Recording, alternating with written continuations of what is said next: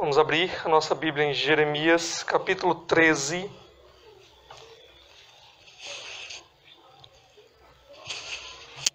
Verso 23.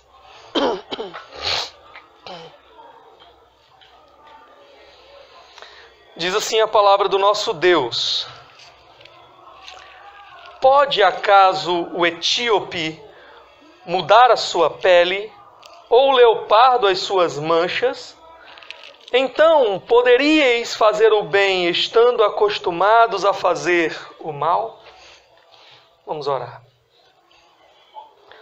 Senhor, nós te louvamos pela tua palavra que nós acabamos de ler, Senhor. Ó Deus, nós te amamos porque o Senhor nos amou. Nós te amamos porque um dia o Senhor olhou para nós, mergulhados num lamaçal de pecado, e o Senhor nos amou, e o Senhor nos arrancou de lá, e o Senhor nos limpou através do sangue precioso e puro do teu Filho, e o Senhor nos chama de filhos. Deus, abra os nossos olhos essa noite para enxergarmos, ó Deus, a malignidade do pecado. Abra os nossos olhos essa noite, ó Deus, para enxergarmos a nossa condição, Senhor, e assim corrermos para Ti e achar graça em Ti e ter o nosso coração completamente satisfeito em Ti, alegres pelo perdão do Pai. É no nome de Jesus que nós oramos. Amém. Meus irmãos, esse texto que nós acabamos de ler é um texto muito simples. Ele fala sobre 3 perguntas que o profeta faz, 3 perguntas retóricas. E essas perguntas ele imagina que você vai conseguir responder da forma adequada e você vai concordar com ele. Então a primeira pergunta que ele faz é: pode o etíope, pode o negro, mudar a cor da sua pele? Ele pode decidir um dia: hoje eu serei branco, hoje eu serei pardo, hoje eu vou ser... Ele pode mudar a cor da sua pele? A resposta que ele quer que você dê é a mais natural possível: não. Então ele pergunta: pode o leopardo, aquele animal, de pelo amarelado, com manchas pretas, ele pode mudar a cor das suas manchas? Ele pode decidir: hoje, esse ano, eu quero que as minhas manchas sejam azuis? Não, ele não pode fazer isso. E então, na terceira pergunta, ele já nem pergunta mais, ele simplesmente conclui. Ele diz: pode o homem, estando acostumado a fazer o que é mal? Ele diz: pode vocês, que estão acostumados a fazer o que é mal, fazer o que é bom? A resposta é óbvia, a mesma resposta para as perguntas anteriores: não, não pode. Aqui, ele não está pensando em uma pessoa específica. Ele está pensando na humanidade. Ele está pensando na condição de cada um de nós, minha e sua. Ele está dizendo: nós estamos tão profundamente mergulhados com o mal e com o pecado que nós não encontramos força nem interesse em nós mesmos para mudar essa situação. Nós não conseguimos mudar a nossa própria história. Eu quero hoje falar sobre o tema intitulado: Você é pior do que você imagina. Esse é o tema da mensagem de hoje. Você é pior do que você imagina. E eu quero tratar de uma doutrina central para nós, que a gente precisa entender essa doutrina. Enquanto não entendermos essa doutrina, nós não vamos encontrar a graça, a paz, o perdão e o amor de Deus que tanto nós precisamos. É a doutrina da depravação total. Esse é o nome da doutrina. Depravação total do homem. O que essa doutrina significa? Alguns imaginam, por causa do nome, depravação total, que quando a gente prega sobre essa doutrina, nós estamos querendo dizer que o homem ele é tão mau quanto ele poderia ser, que ele comete todos os pecados que ele tem potencial para cometer. Mas se isso fosse verdade, é claro que nós teríamos sérios problemas, porque a realidade parece negar isso. Todos vocês conhecem pessoas, vizinhos, amigos, familiares, muitos que não são nem crentes, mas que são bons cidadãos, que são bons profissionais, que são bons pais de família. Então, como é que eu poderia dizer que todos os homens cometem todos os pecados que eles poderiam cometer, que eles são tão maus quanto eles poderiam ser? Se muitas dessas pessoas que nós conhecemos não vivem matando outras pessoas, não vivem adulterando, não vivem cometendo roubo e outras coisas mais. Então é claro que a doutrina da depravação total não ensina isso. O que essa doutrina em si ensina é que o homem, o problema do homem não é ser tão mau quanto ele poderia ser, mas é não ser tão bom quanto ele deveria ser. Nós não cometemos todos os pecados que poderíamos cometer, mas o problema é que o pecado, ele amarrotou, ele contaminou tudo que há em nós. É isso que ensina a doutrina da depravação total. A depravação é total porque não há nada na nossa constituição, nada no ser humano que não tenha sido afetado pelo pecado. Os nossos pensamentos foram afetados e contaminados pelo pecado. O nosso coração foi afetado e contaminado pelo pecado. A nossa vontade foi afetada e contaminada. Os nossos sentimentos, de forma que nós pensamos o que não deveríamos, de forma que nós sentimos o que não deveríamos, amamos o que deveríamos repudiar, queremos o que não deveríamos querer, porque o pecado afetou cada área das nossas vidas. Cada área das nossas vidas. É isso que nós devemos entender por depravação total. Depravação é total não porque nós cometemos todos os pecados que poderíamos, mas porque o pecado afetou todas as áreas da nossa vida. No mais profundo do nosso ser, fomos afetados pelo pecado. O Breve Catecismo de Westminster é um documento que foi escrito pelos protestantes no século XVII para ensinar. Catecismo significa ensino. Para ensinar as doutrinas principais das Escrituras. E ele começa na sua primeira pergunta. É um conjunto de perguntas e respostas. A primeira pergunta, ele faz logo o seguinte: qual é o fim principal do homem? Qual é o propósito para o qual o homem existe? O homem foi feito para quê? E a resposta é: fomos feitos para glorificar a Deus e desfrutar de Deus eternamente. Ter prazer em Deus eternamente. Mas qual é o problema? O problema é que nós não glorificamos a Deus. O problema é que nós quebramos a lei de Deus. O problema é que nós pecamos contra Deus diariamente, todos os dias. O problema é que nós sentimos muitas vezes mais prazer no pecado do que em Deus. Trocamos Deus pelo pecado. O problema é que o homem, no seu estado natural, sem que Cristo venha e faça algo na vida dele, ele não entende as coisas de Deus e nem pode entender. Ele não aceita e nem pode entender as coisas de Deus. É o que diz 1 Coríntios capítulo 2, verso 14. Por quê? Não é um problema intelectual, é um problema moral. É porque ele olha para as coisas de Deus e despreza. Ele olha para as coisas de Deus e entende que aquilo é loucura, que aquilo é tolice, é fantasia. Tal o efeito corrosivo do pecado na vida dos seres humanos. Isso éramos todos nós, todos aqui.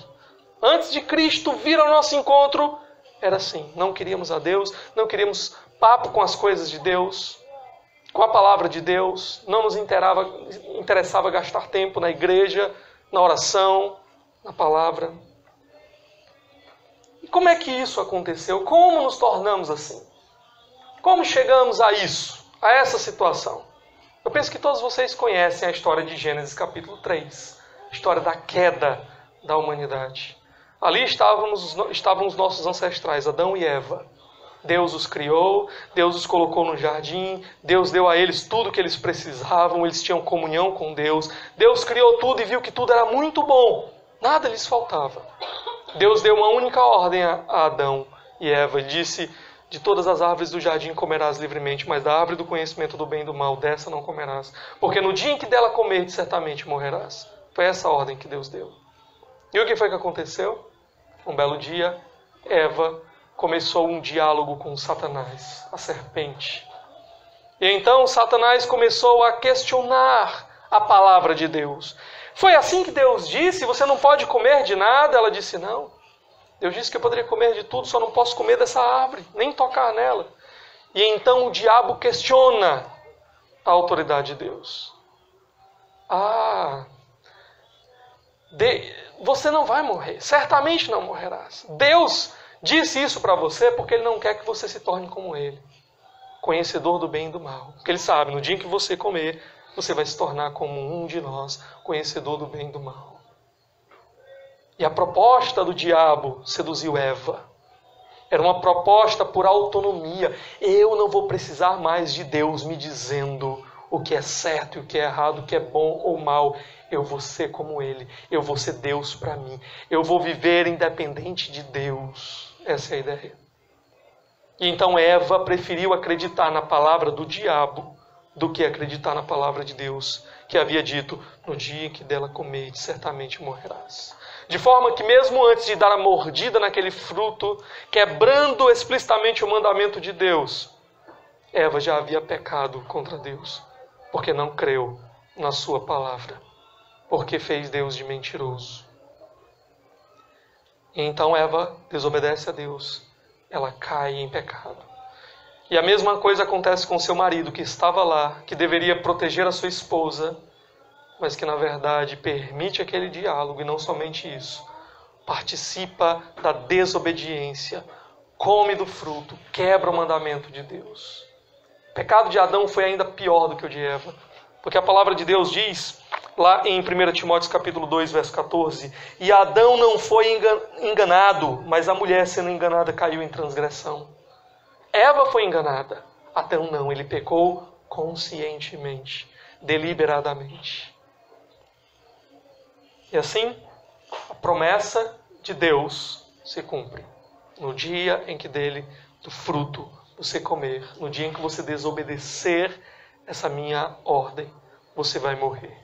E naquele dia então, Adão e Eva começaram a morrer fisicamente, mas eles morreram naquele dia espiritualmente. Eles se apartaram da plena comunhão com Deus. O seu coração foi endurecido contra Deus, os seus olhos foram obscurecidos. E naquele dia então o seu corpo começou a sofrer as aflições. A terra se tornou um ambiente inóspito por causa do pecado. Agora haviam espinhos e abrolhos. E eles agora caminhavam para a morte física. E depois da morte física havia ainda a morte eterna. Eles estavam em morte espiritual, em rebelião contra Deus, caminhando para a morte física e a morte eterna. Esse foi o salário do pecado, a morte. Essa foi a consequência da desobediência. Esse foi o início da miséria da raça humana. Então talvez você se pergunte, pastor, consegui entender por que Adão e Eva passaram a receber essa punição, esse castigo. Foi por causa do pecado deles. Mas o que eu tenho a ver com o pecado deles? Foram eles que pecaram. O que eu tenho a ver com isso? Você tem muita coisa a ver com o pecado de Adão e Eva. Uma vez, um professor estava dando aula sobre Romanos capítulo 3, um texto que nós lemos hoje aqui. E ele foi falar exatamente sobre as consequências do pecado de Adão e Eva sobre as nossas vidas. E então o aluno se levantou e disse, professor, o que eu tenho a ver com o pecado de Adão e Eva? O que eu tenho a ver com o pecado de Adão? Foi ele que pecou, ele que sofre as consequências. A Bíblia nos ensina que nós temos muita coisa a ver. Romanos capítulo 5, por exemplo, versículo 12 diz o seguinte, por um só homem, Adão, entrou o pecado no mundo, e o pecado a morte. Pelo pecado a morte. Adão pecou, a morte entrou no mundo. Versículo 15 diz assim, pela ofensa de um só morreram muitos. Um cometeu a ofensa, o pecado, e muitos morreram por causa daquele pecado. Versículo 18 diz assim, por uma só ofensa, por um só pecado, o pecado de Adão, veio o juízo sobre todos os homens para a condenação. Adão pecou e o juízo de Deus veio sobre toda a humanidade. E o verso 19 diz, pela desobediência de um só homem, muitos se tornaram pecadores. Um só desobedeceu e muitos se tornaram pecadores. Temos muita coisa a ver com o pecado de Adão. Por que isso? Porque Adão foi o nosso representante ali. Ele foi o que a gente chama na teologia de o nosso cabeça federal, o representante da raça humana, de tal forma que as decisões de Adão, elas trariam consequências sobre toda a raça. Como, por exemplo, um presidente de um país que toma alguma decisão e aquela decisão ela vai afetar todo o país. Se o presidente do nosso país decidisse entrar em guerra com outro país, isso afetaria todos nós. Se aquele país, um país estrangeiro, então, invadisse, por causa desse ato, dessa decisão do nosso presidente, invadisse o nosso país, entrasse em guerra, ele chegasse diante da sua casa, você poderia até dizer assim, eu não concordo com essa guerra, eu não concordo com a decisão do presidente. Mas ele diria, não me importo com isso, você é meu inimigo, os nossos países estão em guerra, e você vai sofrer por causa disso. A diferença entre Adão e os nossos presidentes é que você pode discordar de muitas decisões dos nossos presidentes. Decisões políticas, decisões morais, mas de Adão você jamais discordaria. Jamais discordaria. Como assim, pastor? Às vezes a gente se pergunta assim, não, pastor, mas eu acho que se fosse eu no lugar de Adão, tinha sido melhor. Eu acho que eu não teria cometido esse pecado. Eu nem escolhi Adão para me representar. Deixa eu dizer para você. Adão foi o nosso melhor representante. O representante mais perfeito que nós já tivemos na face da terra. Ele nos representou de forma tão perfeita que se você estivesse no lugar de Adão, você tinha feito pior do que ele. Ele foi o melhor representante. Quando Deus disse para Adão, não coma desse fruto, passou ainda algum tempo e depois Adão foi lá e desobedeceu. Mas se fôssemos nós lá, Deus tinha dito assim, olha, não coma do fruto. Quando Deus dissesse isso, nós já tínhamos mordido do fruto. Estava dizendo o quê, Senhor? Pecaríamos pior do que Adão. Como é que você pode dizer isso, pastor? Vou lhe dizer por quê.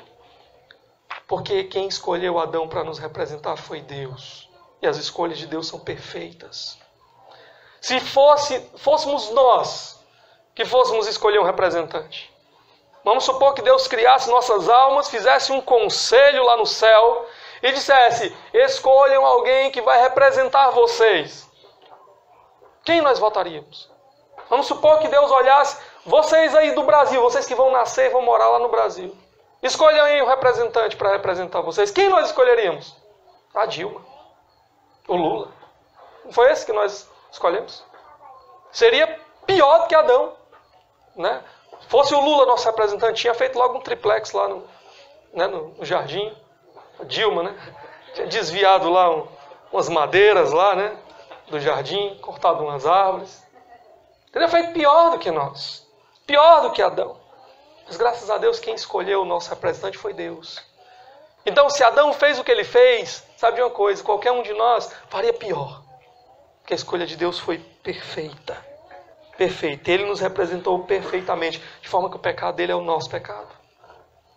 De forma que o pecado dele, porque ele estava nos representando, traz consequências para nós. E a culpa dele recai sobre nós. Ah, mas isso é injusto, eu não quero, não fui eu que fiz. Eu não quero receber a condenação e a culpa por algo que eu não fiz. Então desista de Cristo hoje. Porque quando Jesus subiu naquela cruz, ele estava sofrendo pelo teu pecado, um pecado que ele não cometeu. E estava dando a justiça para você, uma justiça que você nunca fez por onde alcançar. Nós queremos a justiça de Jesus, que nos justifica, que nos purifica, que nos torna aceitos por Deus. Mas não queremos o pecado de Adão. Mas as coisas não funcionam da forma como nós queremos, e sim como Deus, na sua sabedoria infinita, determinou que seria. Então, irmãos, o fato é que quando nós viemos à existência nesse mundo, quando nascemos, já carregamos em nós o pecado, a semente maligna do pecado que contamina tudo em nós. Nós olhamos às vezes, para o nenenzinho bonitinho, A gente olha para o Caleb, todo cheirosinho, bonitinho, É um anjinho, Tinha um pastor antigo que uma vez foi visitar uma mãe que tinha dado à luz E ele chegou lá e viu aquele bebezinho todo rosadinho. Disse, esse daqui, que coisa linda, né? É esse aqui que é o seu monstrinho? Por que ele disse isso? Porque aquele bebezinho tão bonitinho já carregava em si a semente do pecado. Você não precisa ensinar a criança a mentir, a desobedecer. Mas tão logo ela começa a crescer, ela começa a expressar essas raízes malignas do pecado que nos acompanham. Nascemos pecadores, nascemos rebeldes. É por isso que Deus institui a disciplina. É por isso que Deus diz, né? Castiga com a vara. É por isso que é tão duro o trabalho do pai de colocar a criança no caminho. Porque o pecado está ali querendo se expressar em toda a sua força. Tem texto bíblico para isso, pastor? Tem.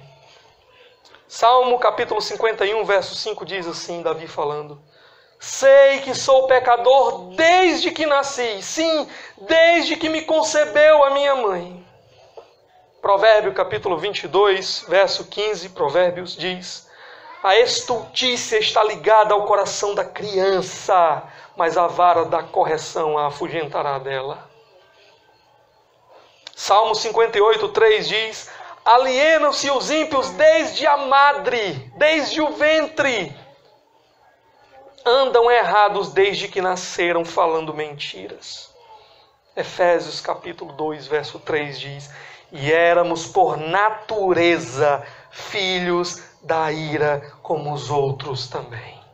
Essa era a nossa condição. Nascemos assim, por natureza, filhos da ira de Deus, por causa do nosso pecado. Geralmente, irmãos, nós não encontramos dificuldade que as pessoas concordem com a gente com relação a isso, de que somos pecadores. Um autor antigo, se não me engano foi o Chesterton, ele chegou a dizer que essa doutrina da depravação total é a única doutrina empírica. A gente olha para o interior de nós mesmos com honestidade e a gente vê essa verdade estampada lá, nos nossos pecados.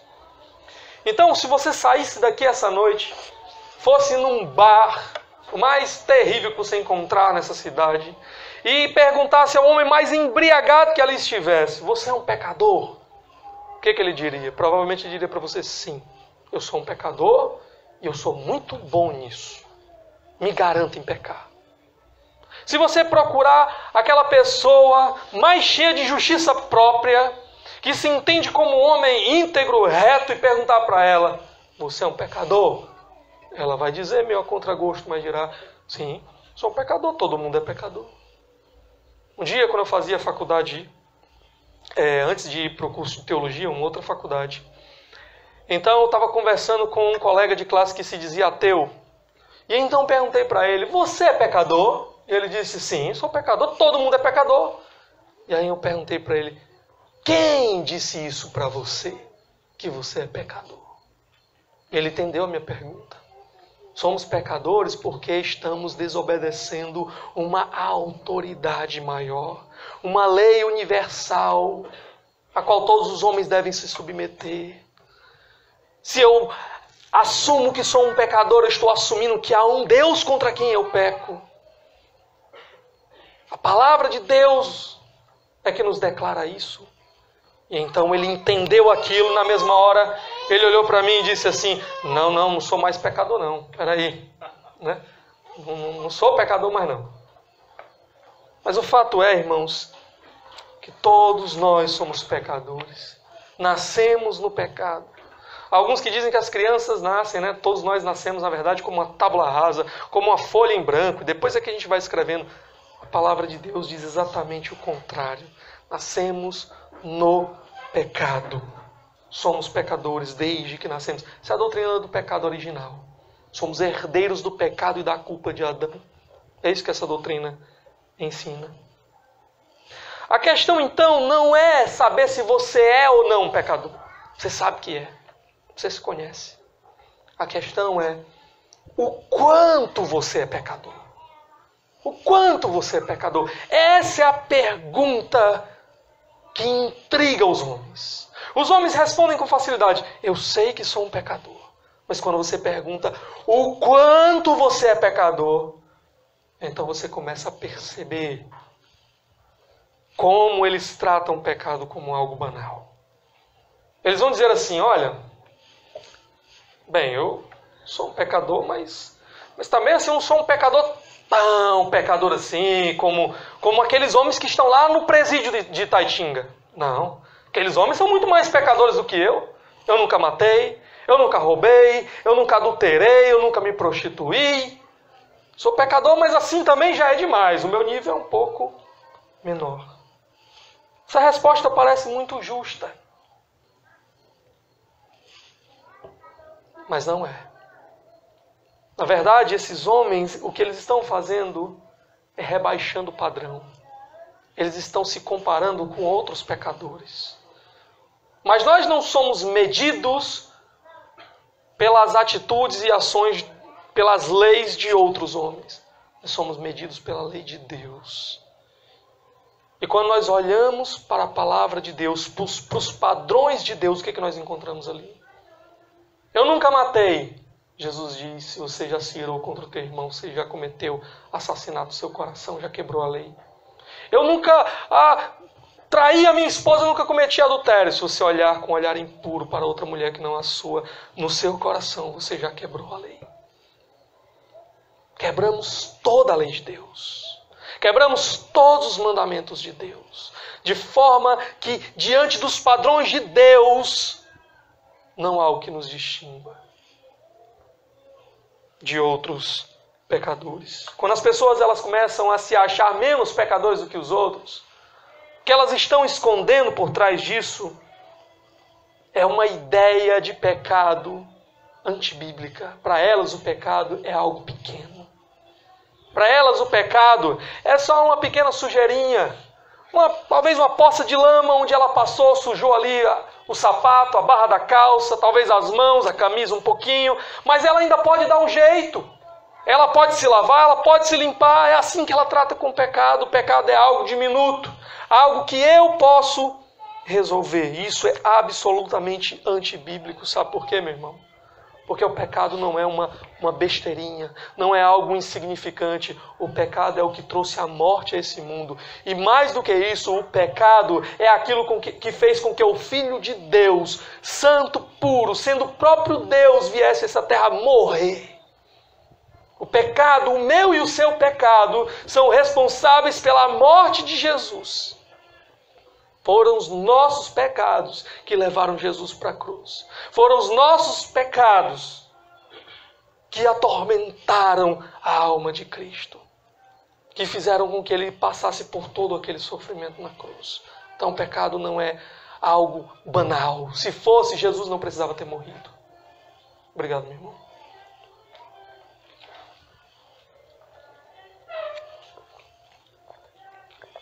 Como é que a Bíblia descreve a nossa condição? Alguns acham que o homem é como alguém gravemente enfermo. Essa é a condição do homem. Você está gravemente enfermo, gravemente doente por causa do seu pecado. Então você está lá no hospital e a sua situação é tão ruim que você já não consegue mais mexer os braços, nem as pernas. Só tem uma coisa que você pode fazer: abrir a boca. Aí Jesus vem com o remédio. Se você abrir a boca, ele vai botar o remédio lá e você vai ficar bom, curado. Agora, se você cerrar os dentes, não quiser o remédio, aí você vai morrer. Tem outros que acham que a condição do homem é como alguém que caiu dentro de um poço. Estava andando, caiu dentro de um poço, e então desmaiou. E quando acordou, percebeu que a sua situação era terrível. Estava à beira da morte. Se ele ficasse ali por mais algum tempo, ele morreria. E então Jesus chega na beira do poço e diz: eu vou lançar água nesse poço. Tudo que você tem que fazer é boiar. Só precisa nadar, não precisa se agarrar em nada, só boie, só flutue. E eu vou jogando água e a água vai subindo do poço, e aí quando você subir até o fim do poço, aí eu lhe tiro daí. Outros acham que a condição do homem é como alguém que sofreu um acidente de carro e acordou dentro de uma ambulância. E percebeu que a sua situação é terrível, que ele está à beira da morte. Mas Jesus está conduzindo a ambulância, o Espírito Santo está conduzindo a ambulância, e Se ele não fizer nada, apenas ficar lá na maca, então o Espírito Santo vai levar ele para o hospital e lá ele vai ser curado. Agora, se por algum motivo ele bradar, não quero descer dessa ambulância, o Espírito Santo ele vai fazer advertências, não faça isso, você vai morrer. Mas o Espírito Santo respeita a decisão do homem, então vai deixar ele ir e aí ele vai morrer. Alguns ainda acham que a situação do homem é como alguém que está se afogando. E então Jesus chega e joga uma boia. Se ele segurar na boia, então Jesus vai puxar e ele vai se salvar. Se ele não segurar, ele vai morrer afogado. Mas como é que a Bíblia descreve a condição do homem? Como a Bíblia descreve? Efésios capítulo 2, verso 1 diz: estávamos mortos em nossos delitos e pecados. Estávamos como? Gravemente enfermos nos nossos delitos e pecados. Não. Estávamos mortos. Todas essas ilustrações que eu dei mostram um homem vivo, à beira da morte, mas vivo. Mas a Bíblia diz: nós estávamos mortos. Mortos, completamente sem vida para Deus. Na nossa condição de morte espiritual, nós não conseguiríamos abrir a boca para receber remédio algum. O morto, no seu estado de rigidez cadavérica, se você for tentar abrir a boca dele, talvez você vai precisar de um pé de cabra, quebrar a mandíbula para poder abrir a boca dele. Tal nível que chega a rigidez cadavérica. O morto não se agarra em boias. O morto não decide nada. Ele não diz: eu vou deixar que me levem para o hospital, ou eu vou boiar até que ele me tire daqui. O morto está morto. Ele precisa não que alguém jogue uma boia para ele, mas que alguém mergulhe, arranque ele de lá e depois o ressuscite. É isso que ele precisa. Uma vez perguntaram, o Dr. Steve Lawson disse que estava numa classe e o professor perguntou para a classe: o que um morto pode fazer? Ele disse que houve ali um silêncio tão absoluto que dava para ouvir até a grama crescendo lá de fora. Aí, depois de um tempo, um gaiato lá, sempre tem, levantou a mão e disse assim: professor, eu acho que um morto ele pode feder. Pois bem, meus irmãos, é exatamente isso. A única coisa que um morto pode fazer: feder. E é isso que nós fazemos desde o dia que nascemos. Todo homem que vem a esse mundo, ele vem como um aborto espiritual, morto para Deus, fedendo diante das narinas de Deus por causa do seu pecado. Essa é a situação do homem sem vida. Para Deus, ele está completamente morto. Ele não tem desejo, ele não tem interesse, ele não tem afeições, ele não tem nada por Deus. Mas para o diabo, ele está muito vivo. Ele anda segundo o curso deste mundo. Ele obedece os ditames de Satanás. Essa é a realidade miserável em que o homem existe sem Deus. O homem natural. Às vezes eu gosto de chamar, é o The Walking Dead, Está morto para Deus, mas está vivo para o diabo. Sabe, você já viu aquela propaganda de spa? Um spa, aquele lugar que a mulher vai lá para se embelezar, Às vezes bota assim a propaganda de um spa, uma mulher toda coberta de lama, Ela está maravilhosa ali, Relaxante lá, toda coberta de lama. Mas ela está com aquele sorrisão no rosto. Sorriso branco, Essa é a condição do homem sem Deus. Ele está mergulhado na lama podre, num chiqueiro espiritual, mas está sorrindo, achando que está tudo bem na vida dele. Essa era a condição nossa. Estávamos sem Cristo, sem Deus. Sabíamos que tinha alguma coisa faltando, mas estávamos alegres no nosso pecado. Estávamos chafurdando na lama do pecado, mas com um sorriso estampado no rosto. Porque amávamos o nosso pecado. Não queríamos a Deus. Então o homem no seu estado natural, ele é completamente depravado. A miséria do pecado afetou cada área da sua vida. De forma que ele só não faz todos os pecados que ele poderia fazer, porque tem uma outra doutrina chamada de graça comum, onde o Espírito de Deus coloca barreiras, freios, e não permite que nós cometamos todos os pecados que estão no nosso coração para cometer. Às vezes ele bota temor das consequências do pecado, e aí a gente não faz. Quando a gente fica irado contra alguém que fez algo de mal contra nós, nós não vamos lá e matamos ela, porque o Espírito Santo de Deus coloca freios em nós.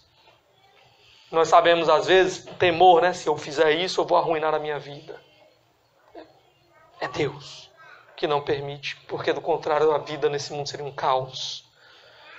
O homem sem Deus, quando ele faz boas ações, quando ele dá uma esmola, quando ele alimenta alguém, faz uma doação para a caridade, isso é o Espírito de Deus o impulsionando a fazer boas obras.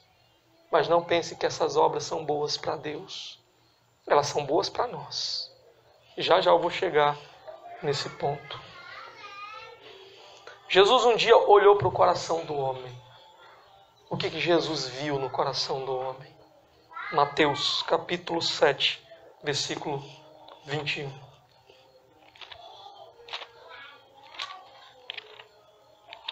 Diz assim: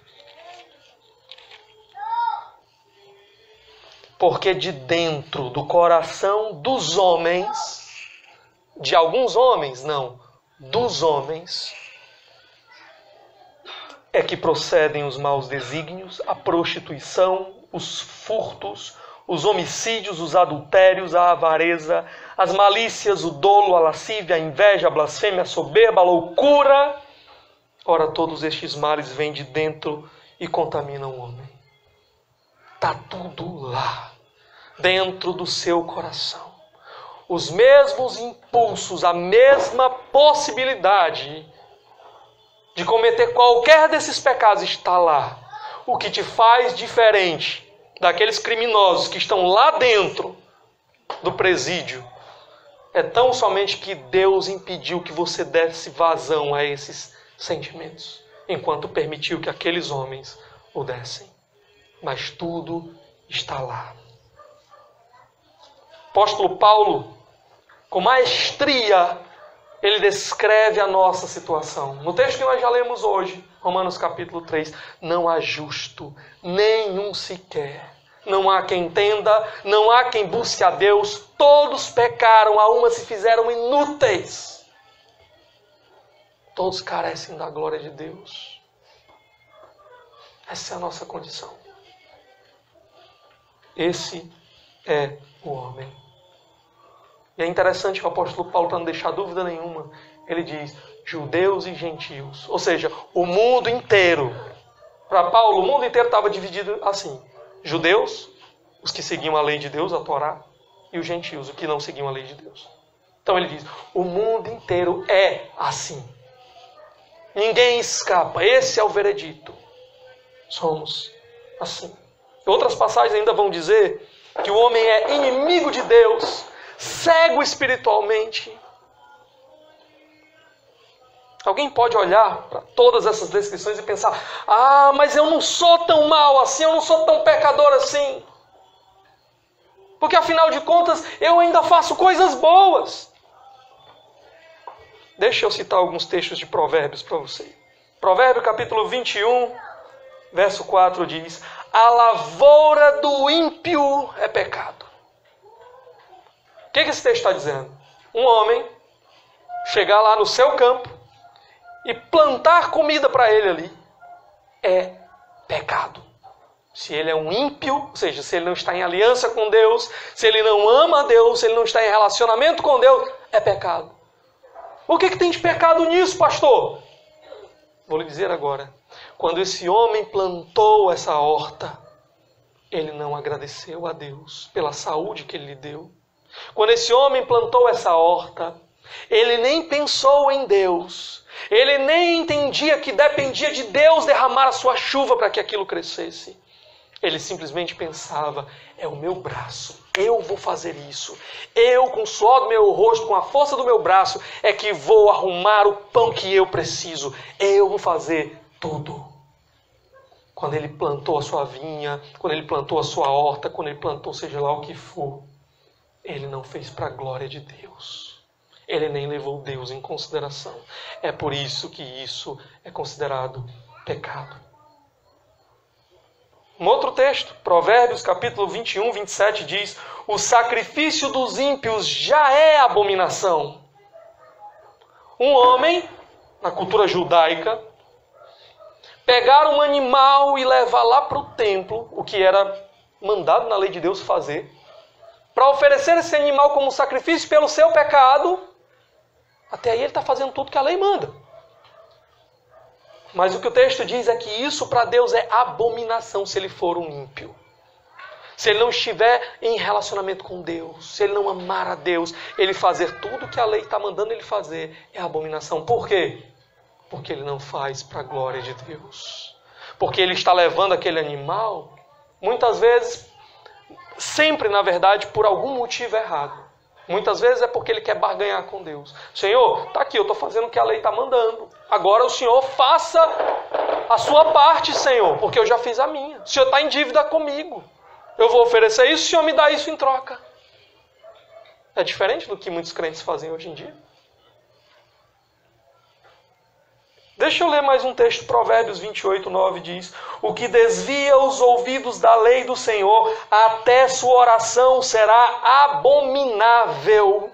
Um homem que não ama a Deus e sua palavra, orar para Deus, Deus está dizendo é o quê? Abominável. Por que isso? Porque ele não está fazendo isso para a glória de Deus. Ele não ama a Deus, ele não ama a palavra de Deus. Por que ele está orando para Deus então? Talvez porque ele já tentou fazer com todas as suas forças, ele não conseguiu resolver o problema. Já apelou para tudo e para todos, não conseguiu resolver o problema, então ele está tentando a última chance. Deus, vê se o Senhor dá um jeitinho aí, depois eu te dou alguma coisa em troca. Depois eu vou lá na igreja agradecer. Qualquer coisa que os homens façam, se eles não fazem para a glória de Deus, é pecado. Quer comais, quer bebais, ou façais qualquer outra coisa, faça tudo para a glória de Deus. 1 Coríntios 10, 31. A Bíblia ainda vai mais além e ela vai dizer que a nossa própria justiça é como trapo de imundície diante de Deus. Eu li esse texto ontem.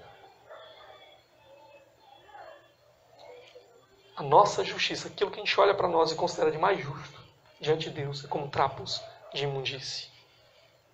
O que são esses trapos de imundície? Há algumas tentativas de explicar isso. Alguns entendem que os trapos de imundície, lembra que na época do Antigo Testamento, o sangue menstrual da mulher era considerado como algo imundo, impuro. Então talvez aqueles panos que serviam para aparar o sangue menstrual, né, trazendo para a nossa cultura um absolvente sujo de sangue. É isso que é a nossa justiça diante de Deus. Alguns outros entendem que quem era considerado o impuro, o imundo na cultura bíblica? O leproso. Então, o seu corpo, né, começa a produzir chagas, né, chagas abertas, pus, sangue, fedor terrível. Então aquelas faixas que enrolam o corpo de um leproso, isso seriam os trapos de imundície. Porque aquelas faixas logo ficariam podres, imundas, de sangue e pus. Paul Washer diz, por exemplo, que se um homem, há um estágio em que a lepra consome tanto o corpo humano, que se um homem nesse estágio viesse aqui essa noite, nós saberíamos que ele chegou antes dele cruzar o portão lá fora. Porque o odor terrível das suas chagas chegaria aqui primeiro. Então, os panos que cobrem as lepras daquele homem seriam as nossas justiças diante de Deus. Ah, pastor, mas isso daí são os homens mais ruins que tem aqui na terra que são desse jeito. Deixa eu lhe dar então um exemplo de um dos melhores dentre nós. Vamos pensar no homem santo. Vamos pensar no profeta Isaías. Jesus foi o único que não pecou. Então todos os outros são pecadores. Vamos pensar no melhor dentre nós. Vamos pegar Isaías, homem de Deus, profeta de Deus. Um dia Isaías foi arrebatado para a presença de Deus. Teve uma visão de Deus. Que homem espiritual. Capítulo 6 de Isaías diz que ele estava lá, né? E eu vi o Senhor assentado no alto e sublime trono. E o que Isaías fez quando viu Deus sentado no seu trono? Ele gritou: ai de mim, Senhor! Estou perdido! Esse ai de Isaías ali é como se Isaías estivesse dizendo: eu vou morrer agora. Deus vai me consumir agora. Eu estou perdido. Por quê? Ele vai dizer: porque eu sou um homem de lábios impuros. Eu habito no meio de um povo de impuros lábios. E eu estou diante de Deus que é santo. Ele ouviu os anjos cantando: santo, santo, santo. Deus é puro, é santo. Ele não pode contemplar o mal, o pecado e a injustiça e ficar indiferente. Ele vai me consumir agora. Estou perdido. E de fato estava mesmo. Se não fosse o próprio Deus ir lá e purificar o profeta para que ele continuasse na sua presença. Os mais santos entre nós são pecadores, trapos de imundície diante de Deus. Eu sempre gosto de contar uma ilustração que eu ouvi uma vez do irmão Paul Washer, porque eu acho que é a melhor maneira de fazer a gente enxergar quem nós somos. Talvez eu já tenha contado isso várias vezes aqui, mas vou contar de novo. Imagine que essa noite eu dissesse para você: olha, inventaram uma máquina agora que dá para pegar todos os pensamentos que você já teve e botar num DVD. Todos os pensamentos. Não estou falando nem de pecados que você cometeu por ações, por palavras, pensamentos. Eu vou botar todos os seus pensamentos dentro de um DVD. E amanhã de noite nós vamos transmitir aqui na igreja. Quem é que você convidava para vir assistir? Quem? Ninguém. Por que você não convidava ninguém? Porque você sabe quem você é. Você sabe o que você já pensou. Porque você sabe que essa doutrina é verdadeira. É isso que nós somos. É isso que nós somos e tentamos esconder de todos. Mas não escondemos de Deus. Somos pecadores.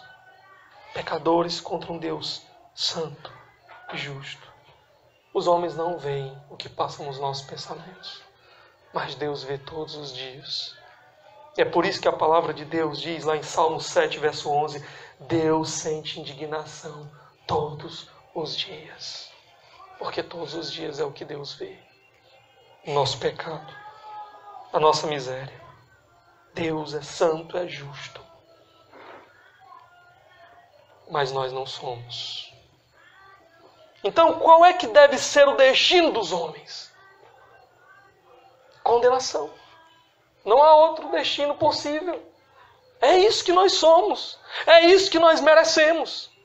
Se um criminoso chegar diante de um juiz que é justo e disser: eu estou arrependido, aquele juiz não pode simplesmente dizer para ele: então tá bom, vá para sua casa.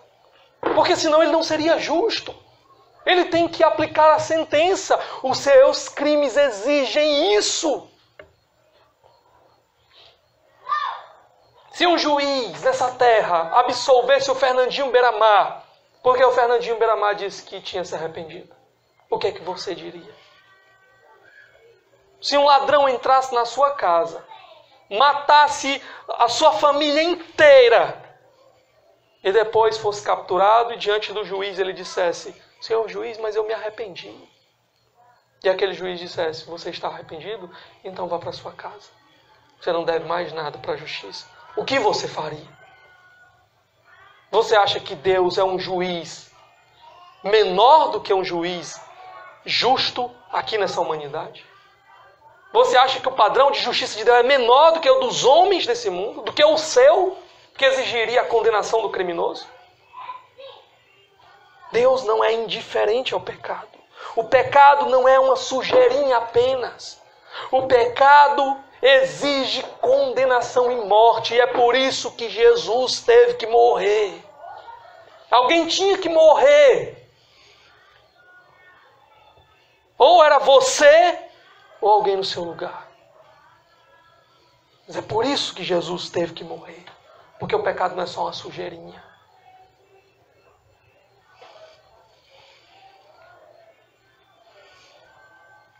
Pastor, o senhor está dizendo aí pecado, que eu sou pecador, que eu que eu não consigo dar um jeito por mim mesmo. Mas, pastor, e o meu livre-arbítrio, pastor? Eu tenho livre-arbítrio. Eu não posso escolher, eu não posso mudar a minha vida. Eu não posso decidir.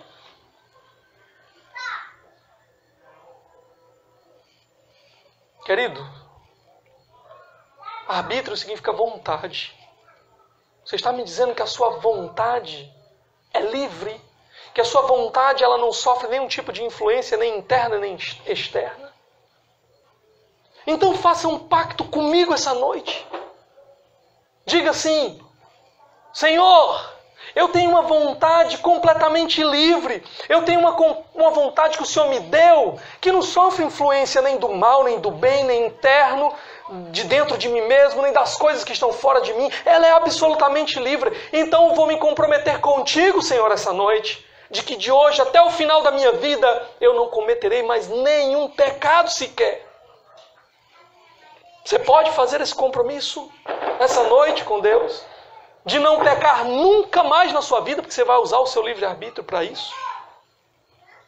Se você me disser, eu não posso, então eu vou dizer para você por quê. Se eu tivesse uma vontade tão livre assim, e se eu amo a Deus, era isso que eu desejaria. E era isso que eu faria. Então, se você está me dizendo que tem essa vontade livre, e que pode fazer isso, e está me dizendo que não vai fazer, então diga que você é um hipócrita. Agora, se você olhar para mim e disser, não, pastor, mas eu não farei isso porque eu não posso. Eu não consigo.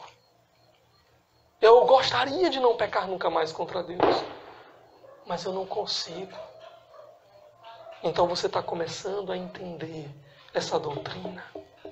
Você está começando a entender aquilo que Lutero um dia disse. Lutero disse que o homem é como uma besta, montada por Deus ou pelo diabo. O que ele estava querendo dizer é que a nossa vontade não é tão livre como a gente às vezes gostaria que fosse.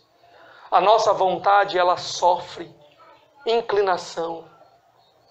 Seja pelos nossos pecados e pelo diabo quando estamos longe de Deus. Seja pelo Espírito de Deus quando estamos com Cristo. A sua vontade sempre haverá alguém influenciando a sua verdade. Vai ser o pecado e o diabo de um lado ou o Espírito Santo de Deus do outro. É por isso que os reformadores preferiam a expressão livre agência. O homem, ele toma decisões. Só que essas decisões ele toma porque ele quer, porque está de acordo com a vontade dele. Só que essa vontade não é completamente livre. Ela está sendo influenciada pelo pecado ou pelo Espírito Santo de Deus.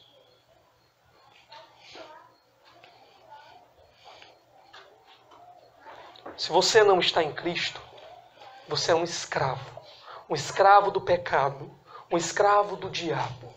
Só que você não é um escravo como a gente às vezes vê na televisão, nos filmes.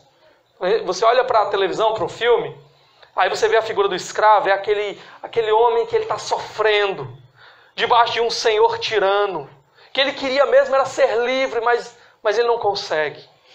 Não, o homem sem Deus, ele é um escravo voluntário do pecado. Ele ama obedecer o seu Senhor. O diabo diz, faça aquilo, ele diz, agora mesmo. É isso que me dá prazer, é obedecer o pecado.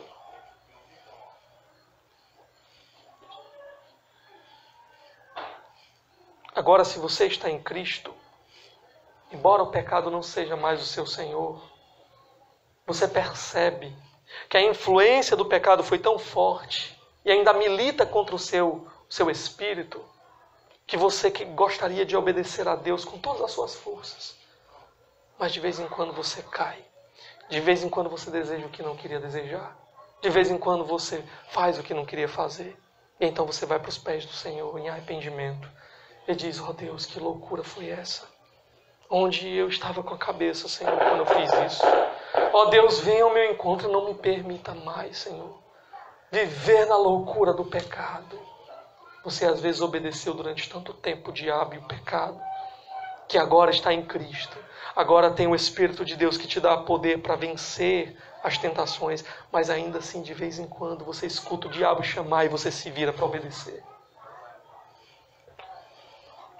Irmãos, eu louvo a Deus, porque na glória Deus não me dará algo como um livre-arbítrio, onde eu poderei decidir entre fazer a vontade de Deus ou não fazer a vontade de Deus. Na glória, Deus só me permitirá fazer a sua vontade.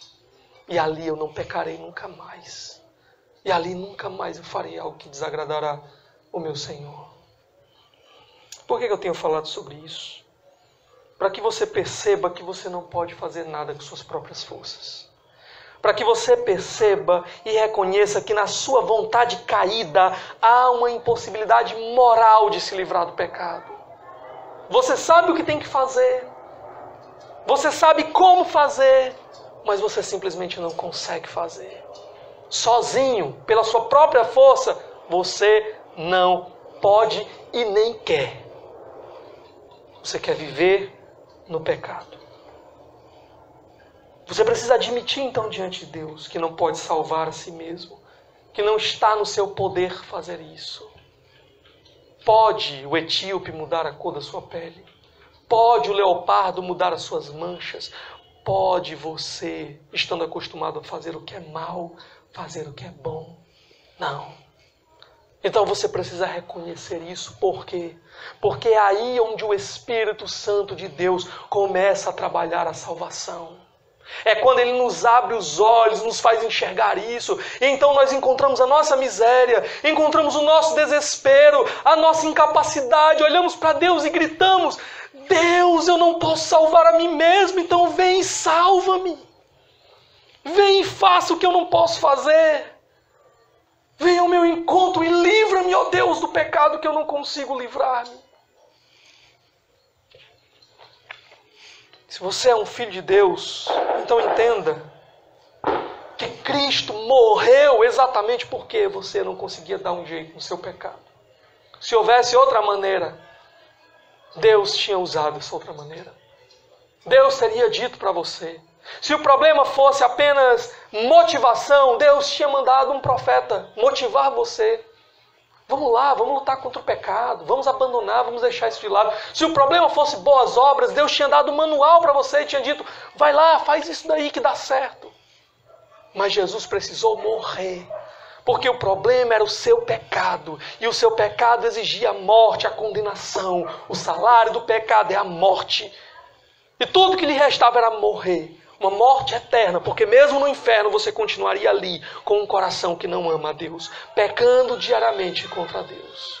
Então Jesus precisou vir e pegar essa condenação. Quando o juízo de Deus estava para cair sobre você, Jesus precisou entrar no seu lugar. Jesus precisou ficar entre você e o juízo e receber o juízo no seu lugar. É isso que nós precisamos entender. Quando você não queria Deus, quando você estava envolvido com o seu pecado, todo animado com o seu pecado, Jesus precisou vir e morrer no seu lugar, para colocar no seu coração um desejo que antes não havia. Um desejo por Ele, um desejo pelas coisas de Deus. É por isso que eu amo aquele texto que diz: e Deus prova o seu grande amor para conosco, tendo Cristo Jesus morrido por nós, quando éramos ainda pecadores. Ele não morreu por nós quando já éramos santos. Ele não morreu por nós quando éramos justos, quando estávamos fazendo tudo certinho, porque nós não estávamos. Deus nos escolheu nele em amor para sermos santos e irrepreensíveis. Efésios capítulo 1. Não é porque nós estávamos sendo santos e irrepreensíveis, mas Ele nos amou e mandou seu Filho morrer no nosso lugar para que a gente fosse santificado por Ele. Se você então há de ir para o céu um dia, saiba que não será por nada que você tenha feito, porque tudo que você fez nessa vida foi só dar ainda mais motivos para Deus para te lançar no inferno. Tudo que você fez nessa vida foi pecar contra Ele. Se você irá para o céu um dia, será somente porque Jesus veio e morreu no seu lugar e pagou toda a sua dívida naquela cruz. E o inferno terrível e eterno que deveria cair sobre você caiu sobre Ele, e Ele bebeu todo de uma vez. O justo pelos injustos. É só por Ele, só através de Cristo. É por isso que Ele é o único mediador, porque é só através do sacrifício dEle que nós somos aceitos. Porque Ele cumpriu a lei que eu e você não conseguíamos cumprir. E recebeu a condenação que era minha e sua. Mas Ele recebeu para que nós não precisássemos mais receber. Então a doutrina da depravação total, essa doutrina que tenho ensinado para vocês aqui essa noite, ela é extremamente importante porque ela nos revela quem nós somos. Ela nos revela a profundidade do nosso pecado, a malignidade do nosso pecado. É por causa do nosso pecado que Jesus morreu. É por causa do nosso pecado que nós morremos. O pecado é algo abominável e terrível. E só quando nós entendemos isso, que estávamos mortos em pecado, que estávamos caminhando para o inferno e que não podíamos fazer nada, é que nós damos aquele grito de Paulo: miserável homem que sou, quem me livrará do corpo dessa morte? Precisamos entender isso, irmãos.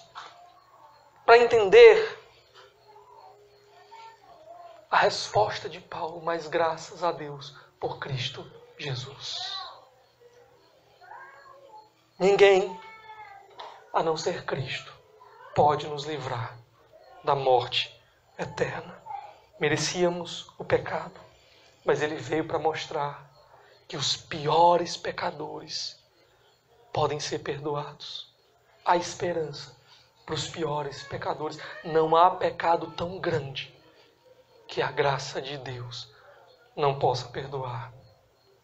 Não há pecado tão grande que a vida santa e infinita de Jesus, derramada na cruz, não possa pagar. Você precisa entender isso. Jesus morreu por pecadores. E você só será salvo no dia que você reconhecer: eu sou um pecador. Então Ele morreu por mim. Eu não consigo me salvar.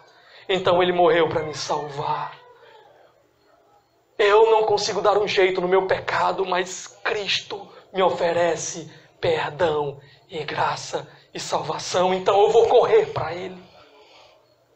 Só quando nós entendemos que estamos mortos em pecados, que não podemos fazer nada, é que nós percebemos o quanto nós precisamos de Jesus. Só quando você está se afogando na praia, é que você vai perceber quão importante é um salva-vidas. Até lá você pode admirar de longe, achar interessante, mas quando você estiver morrendo lá, então você desesperadamente vai desejar: Deus, envia-me alguém que me salve aqui agora.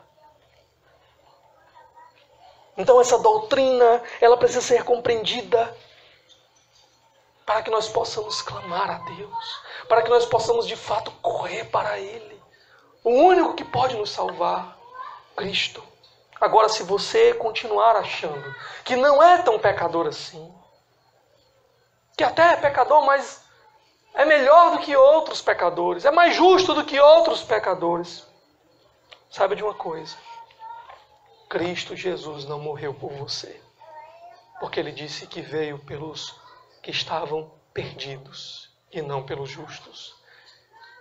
Ele veio pelos que estavam doentes e não pelos sãos. São os doentes que precisam de médico.